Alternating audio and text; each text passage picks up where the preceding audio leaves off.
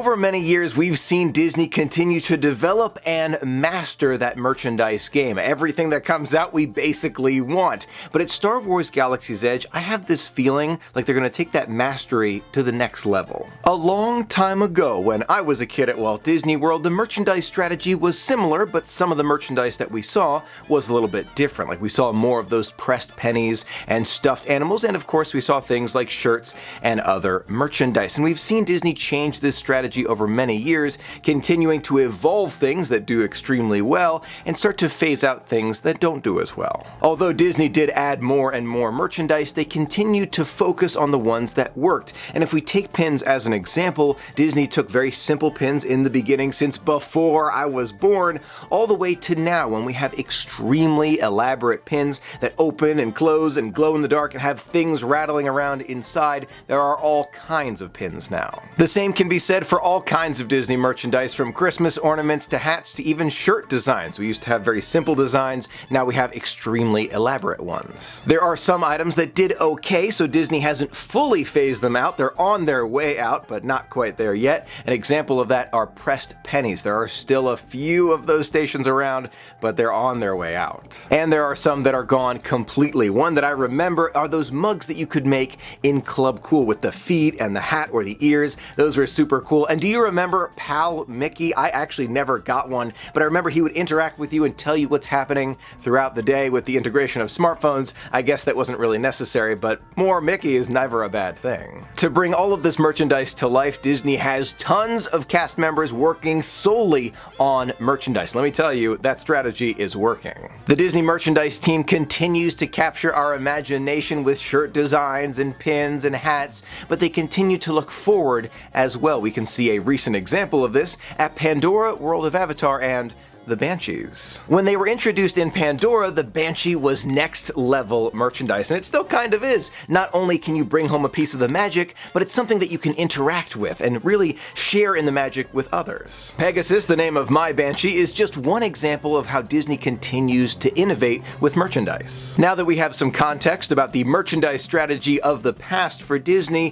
what makes me so excited about the future of merchandise, specifically at Star Wars Galaxy's Edge? Along with everything that we've seen already, like shirts and hats and pins and even puppets like the Banshee, Disney is introducing something that's actually brand new that we've never seen before at any of the Disney parks, and that's the droids. Now you may be saying to yourself, Michael, building your own droid is not something that's brand new to Disney parks. You can build those super small ones. That's true, but there's something about these droids that make them extremely unique.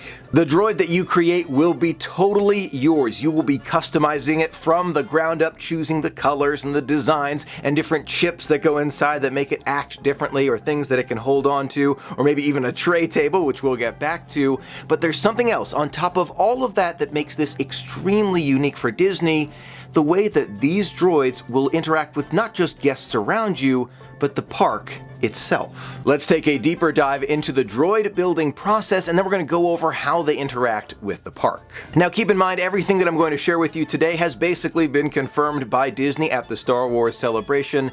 That being said, we have not seen it in the park yet, so if some of these features aren't there, or maybe the conversation with some of those folks from Disney at the merchandise location at the Star Wars Celebration have been warped just a little bit, I wouldn't be surprised. But in all fairness, I expect to see all of the features I'm about to mention here at Star Wars Galaxy's Edge. So how will the droid building process work? Well, first, guests will be able to choose from an R2 or BB series droid. You'll be able to choose the colors right from the start, so it will be customized to you right away. For me personally, I like the R2 series just a little bit better. Doesn't mean I don't like the BB series, but for me, it's R2. Each droid will be roughly 18 inches tall. For reference, that's about 3 Disney mugs stacked on top of each other. This is about an inch, maybe an inch too tall, but you get the idea. That's a pretty tall droid. With the droid, you'll get a controller, and it's actually rather large, and you'll be able to control the forward, backward, left, and right movements. In addition, your controller will allow you to trigger different accessories that you may have with your droid, maybe a blaster or a tool that it's holding. It should be really cool. Each droid will be powered by AA or AAA batteries. Just with those features, it sounds incredible, and I want one, but there's a another piece of this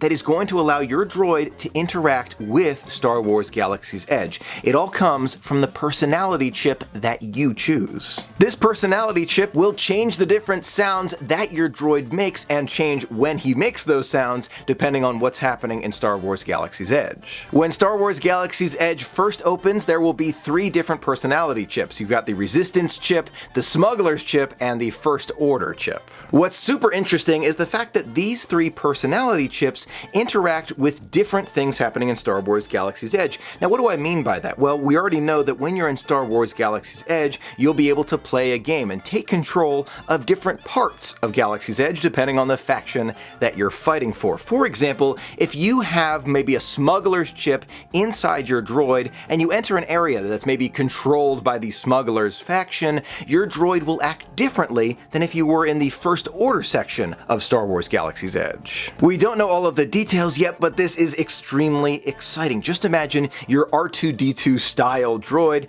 maybe you're carrying him for the moment, and as you walk into the First Order section, he's got the personality for the Resistance, and you see his head start to swivel a lot more, like, okay, what's happening? Where are those troops, coming from? I'm looking out for us because we're in danger. You can tell he's on the lookout for First Order troops. Now maybe you take him out of that First Order controlled area of Star Wars Galaxy's Edge and instead take him into an area associated with his personality chip, like a Resistance area. As soon as you enter this area, you can see his personality change completely. He starts singing a little song, and maybe he starts waving at other droids as they pass by. In my opinion, this level of interaction is like nothing we have ever seen before, and every time you go back to Star Wars Galaxy's Edge with your droid, he may act differently depending on who's controlling what areas of Star Wars Galaxy's Edge. In many ways, Disney has created a land that is new every single time that you go to it, because it depends who's controlling what part of the land. If the Resistance is controlling all of it for maybe the entire day,